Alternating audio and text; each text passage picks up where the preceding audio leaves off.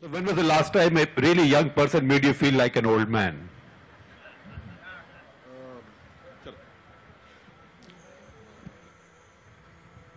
Gosh.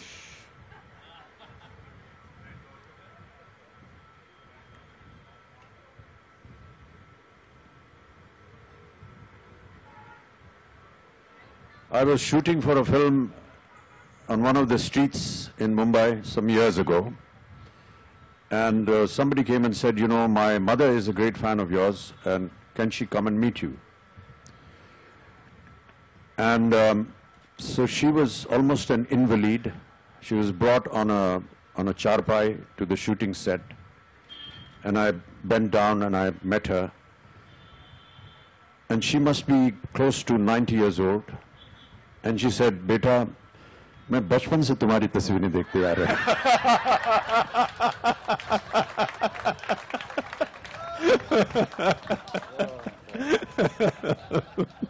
Well, I mean, that tells you something about durability. Zalmay, we have Zalmay from Afghanistan Embassy. Zalmay, Afghanistan has a big Bachchan fan club. Exactly. Good evening, Mr. In fact, the only thing on which I remember when I used to cover the earlier jihad, one thing on which all the Mujahideen group agreed was on Amitabh Bachchan. Exactly. Good evening, Mr. Amitabh Bachchan. My name is Zalmay Wafamal from the Embassy of Afghanistan, as Shaker said. I've seen you in two phases of my life. First, my father was a diplomat long back here. Now I'm in his shoes. Back in the 80s, and we lived in Gulmohar Park. First time I saw you was when you built your house in Gulmohar Park. And I was such a big fan that I used to look at the stars' names rather than the film names on the paper to select where to go. And that was your name, of course, I was looking for. The second time was I was a university student when you came to Kabul to shoot Khuda Gawa. That was, again, a very pleasant moment from two respects. Number one, it reminded me of my old memories of Gulmohar Park that I used to see you in your car sometimes moving. And then I saw you live there shooting on Pula Arthal, riding on the horse. Now, my question is, how was your experience, your overall experience in Afghanistan, in Kabul, and the reaction of the people that you remember? I know, they're all your fans. Even the Mujahideen, as Shakers say, are your fans. How was your overall experience? And then I have a short question, a very short question that would require a yes or a no. First, I'd like to listen to your experience about being That again will take a very long time, but let me just say it was one of my most impressive and fantastic visits to your country. Your then president, Dr.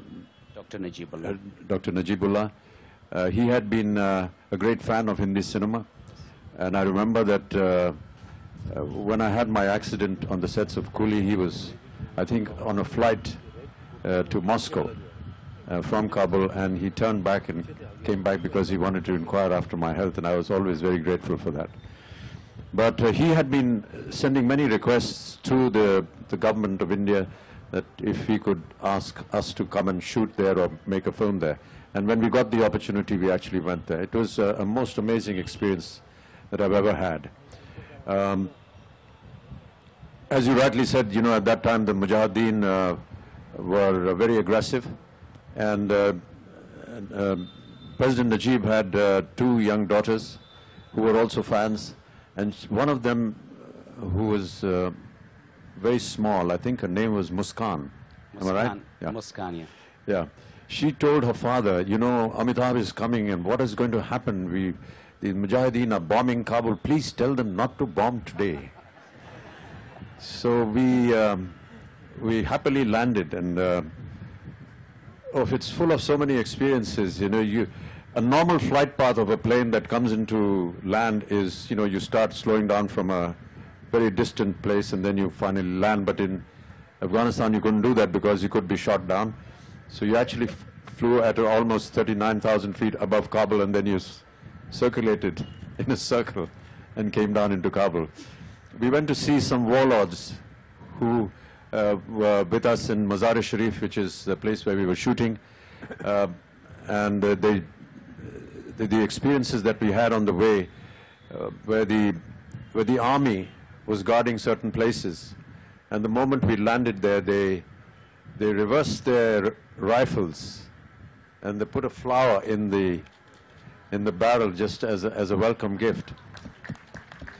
But the most amazing experience was when we landed in Mazar-e-Sharif, because that's where we were going to shoot the Bushkashi and everything.